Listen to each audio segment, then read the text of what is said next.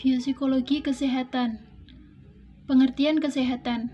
Kesehatan adalah keadaan sejahtera dari badan, jiwa, dan sosial yang memungkinkan setiap orang hidup produktif secara sosial dan ekonomis.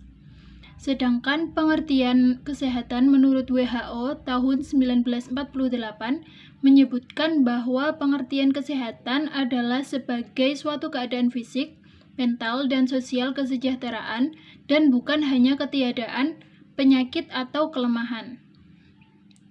Jenis-jenis kesehatan ada dua, yaitu yang pertama kesehatan psikis atau mental. Adalah kemampuan seseorang menyesuaikan diri terhadap berbagai tuntutan perkembangan sesuai usianya, baik tuntutan dalam diri sendiri maupun dari luar dirinya sendiri. Seperti menyesuaikan diri dengan lingkungan rumah, sekolah, dan lingkungan masyarakat serta teman-teman sebayanya. Kesehatan jiwa merupakan suatu kondisi mental yang sejahtera atau mental well-being yang memungkinkan hidup harmonis dan produktif sebagai bagian yang utuh dan kualitas hidup seseorang dengan memperhatikan semua segi kehidupan. Yang kedua yaitu kesehatan fisik. Kesehatan fisik adalah keadaan baik, artinya bebas dari sakit seluruh badan serta bagian-bagiannya. Kesehatan fisik terwujud apabila seseorang tidak merasa dan mengeluh sakit atau tidak adanya keluhan dan memang secara objektif tidak sampai sakit. Semua organ tubuh berfungsi normal atau tidak mengalami gangguan. Selanjutnya yaitu cara menjaga kesehatan. Yang pertama, kesehatan psikis. Cara menjaga kesehatan psikis yaitu dengan menerima dan menghargai diri sendiri, menjaga hubungan baik, bercerita dengan orang lain, tekun beribadah dan berakhlak mulia, banyak latihan mengendalikan diri. Contohnya, tidak marah, tidak cemas, berpikir positif, mudah memaafkan. Yang kedua yaitu kesehatan fisik. Cara menjaga kesehatan fisik yaitu dengan cara olahraga, tidur yang cukup, kurangi menonton TV, film, atau video online game, lakukan kegiatan yang membangun rasa percaya diri. Biopsikologi gangguan-gangguan psikiatrik. Yang pertama yaitu skizofrenia. Skizofrenia merupakan salah satu penyakit otak dan tergolong ke dalam jenis gangguan mental yang serius. Sekitar 1% dari populasi dunia menderita penyakit ini. Penyakit ini disebabkan oleh gangguan konsentrasi neurotransmitter otak, perubahan reseptor sel-sel otak, dan kelainan otak struktural.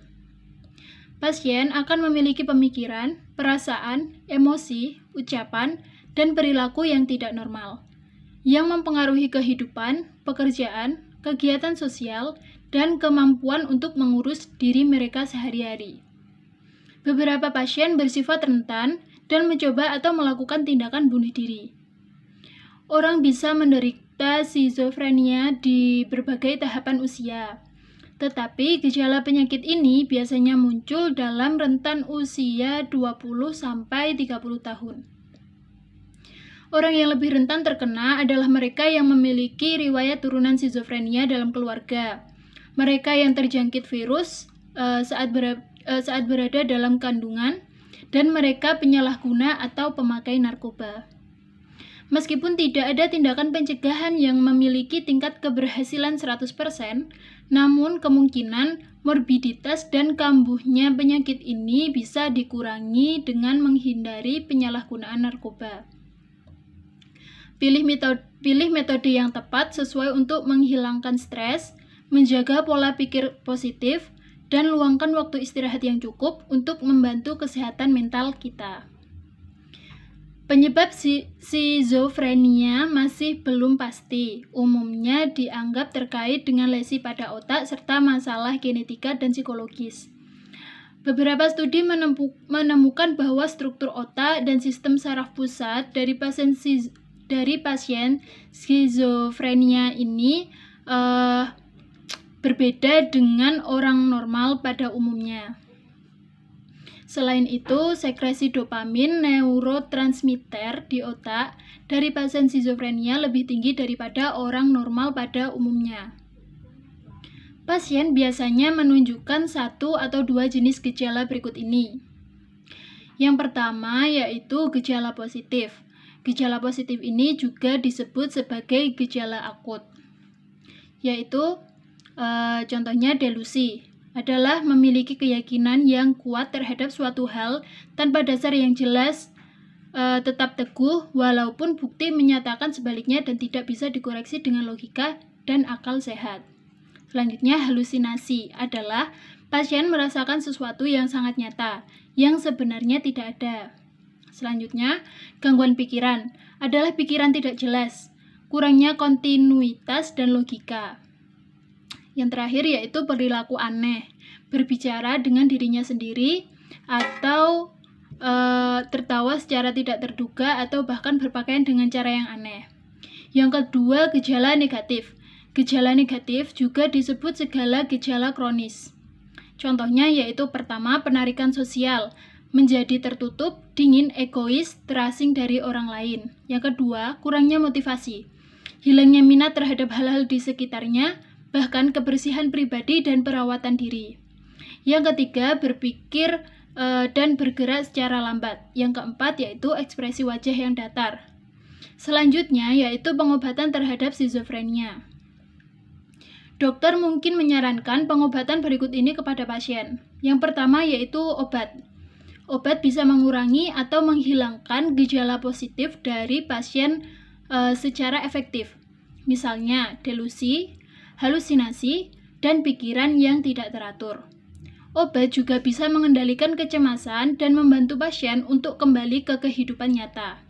Dokter biasanya meresepkan dua jenis obat antipsikotik, yaitu obat untuk penyakit mental. Yang pertama yaitu antipsikotik tipikal, misalnya haloperidol, tioradazin, dan fluphenazin.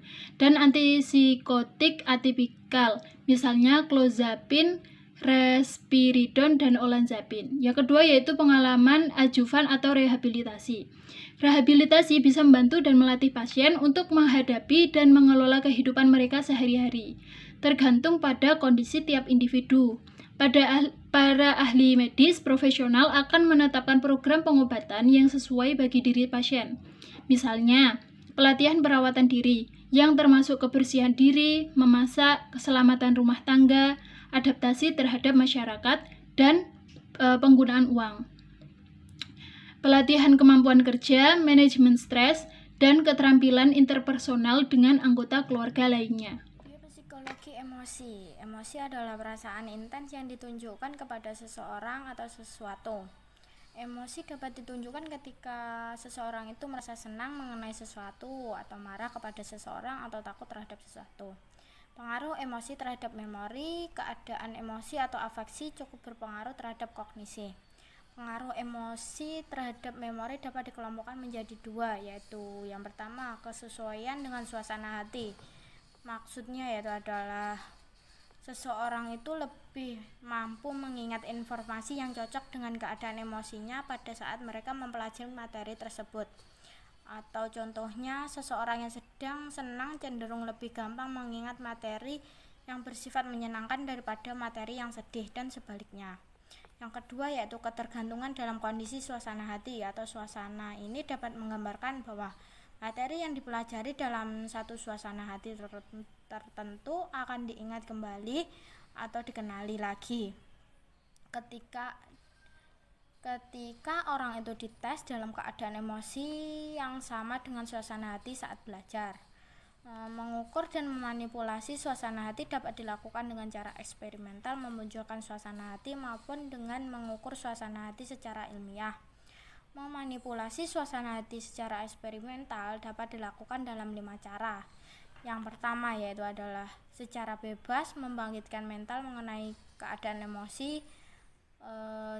Maksudnya yaitu adalah menstimulus yang menghasilkan keadaan emosi yang dituju akan diaktifkan secara mental oleh subjek sendiri. Contohnya, subjek diminta membayangkan sebuah situasi yang membuat mereka merasa senang, sedih atau netral.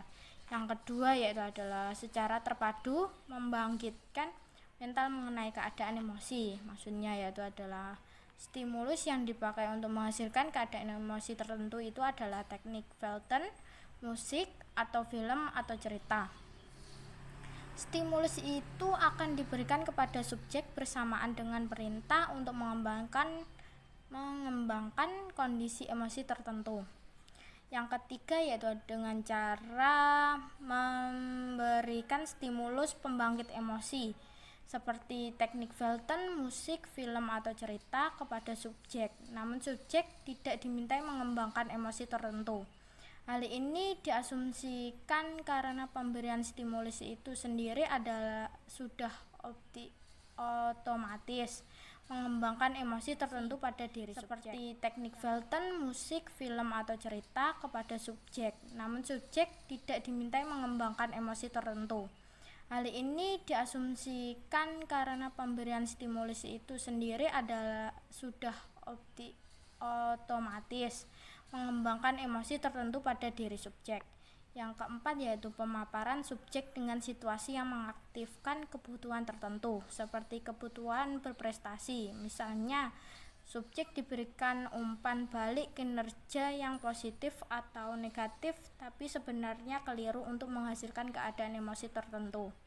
Yang kelima yaitu adalah memunculkan keadaan fisiologis yang berkaitan dengan emosi tertentu, sehingga pada akhirnya akan menghasilkan keadaan emosi tersebut. Contohnya yaitu adalah suasana hati akan berubah jika orang diminta berwajah tersenyum atau mengerutkan dahi. Pengaruh emosi terhadap memori dapat dijelaskan dari 4 teori. Yang pertama yaitu teori jaringan menyatakan bahwa kondisi emosi dipresentasikan oleh not atau unsur memori semantik. Teori Bower adalah salah satu teori jaringan memori semantik yang menggambarkan setiap jenis emosi tertentu seperti senang, depresi, atau takut mempunyai sebuah not tertentu atau unit dalam memori yang menyatukan aspek-aspek lain dari emosi tersebut. Yang kedua yaitu teori skema. Teori skema ini berpendapat bahwa orang dalam keadaan emosi tertentu akan mempunyai kerangka umum atau skema yang sesuai dengan emosi tersebut. Contohnya yaitu seorang yang sedih akan mempunyai sebuah skema sedih, atau depresi untuk mengorganisasikan informasi. Orang itu akan mempersepsi dan mengingat pengalaman negatifnya. Yang ketiga yaitu teori model alokasi sumber. Maksudnya yaitu adalah konsep alokasi sumber atau kapasitas dari teori perhatian. Teori alokasi sumber menjelaskan bahwa pengaruh emosi terhadap memori akan mempertimbangkan peran emosi dalam meregulasi besarnya kapasitas yang dialokasikan ke tugas kognitif dan tuntutan terhadap kapasitas memproses tugas kognitif itu sendiri. Assalamualaikum warahmatullahi wabarakatuh. Saya Muhammad Ihsan Nawawi dari kelompok 12 akan menjelaskan poin depresi dan juga gangguan kecemasan. Depresi adalah suatu kondisi medis berupa perasaan sedih yang dialami seseorang yang berdampak negatif terhadap pikiran, tindakan, dan juga emosional seseorang.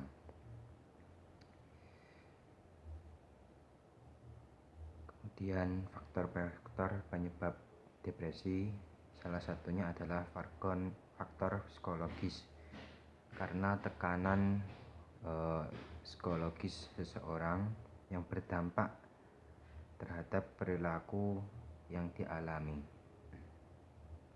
Kemudian ada juga faktor sosiolingkungan dan juga faktor organ biologis, yaitu faktor kesehatan. Kemudian untuk gejala-gejala depresi adalah salah satunya keadaan emosi yang tertekan sebagian besar waktu dalam satu hari. Maksudnya dalam satu hari itu keadaan emosional seseorang itu dalam kurun waktu 24 jam itu presentasi lebih banyaknya itu mengalami depresi yang mampu untuk memberatkan pikiran, memberatkan emosional, dan memberatkan kondisi psikologis seseorang. Kemudian kita bahas poin selanjutnya, yaitu gangguan kecemasan. Gangguan kecemasan adalah gangguan umum yang ditandai dengan perasaan cemas, khawatir, atau juga takut yang berlebih-lebihan yang berlangsung setidaknya 6 bulan. Nah, pada umumnya itu gangguan kecemasan adalah seperti itu. Kan tetapi orang yang mengalami gangguan kecemasan dapat merasa cemas kapan saja.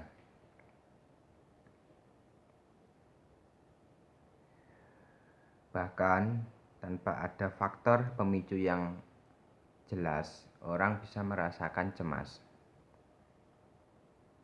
Salah satu dampaknya atau salah satu ciri-ciri gangguan kecemasan pada diri seseorang adalah susah tidur, sulit berkonsentrasi, khawatir berlebihan terhadap hal yang sepele, kemudian dada terasa berdebar-debar,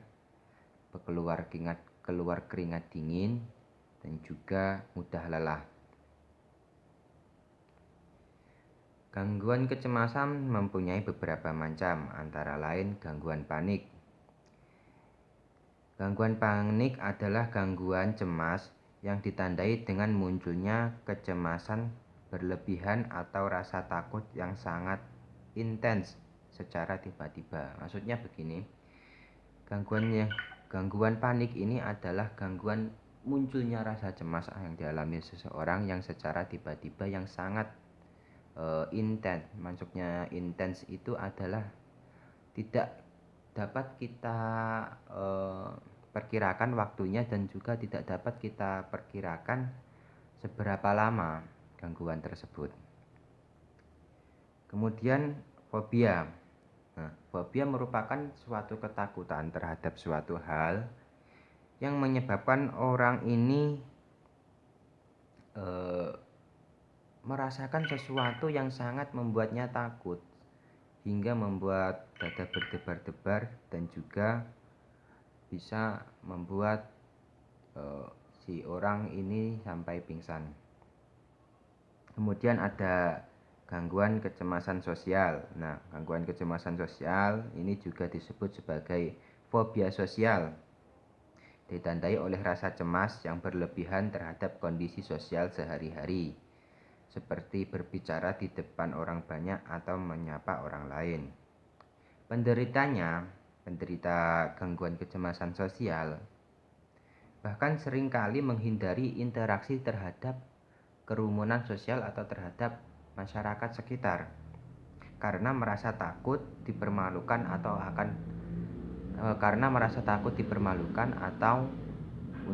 atau ditindas orang lain. Kemudian ada gangguan stres pasca trauma. Nah, gangguan ini terjadi ketika seseorang mengalami peristiwa trauma psikologis berat seperti kecelakaan, kekerasan sosial, dan bencana alam. Kemudian ada juga gangguan obsesif kompulsif. Gangguan yang ini juga disebut obsesif kompulsif disorder. Nah, gangguan ini membuat penderitanya harus melakukan suatu tindakan secara berulang-ulang. Misalnya penderita OCD harus mencuci tangan sebanyak 3 kali, karena bila ia tidak mencuci, maka ia akan tetap merasa bahwa tangannya itu kotor dan dapat membahayakannya. Kemudian ada beberapa cara pencegahan gangguan kecemasan dan juga ada beberapa penyebab gangguan kecemasan. Untuk penyebab, salah satunya adalah faktor genetik, kemudian stres berat, dan juga ada riwayat trauma psikologis di masa kecil. Nah, untuk cara pengobatannya, ini dapat menggunakan metode psikoterapi dan juga dapat menggunakan metode biologis, atau kita dapat menggunakan metode obat-obatan. Sekian penjelasan dari saya, ada kurang lebihnya mohon maaf. Assalamualaikum warahmatullahi wabarakatuh.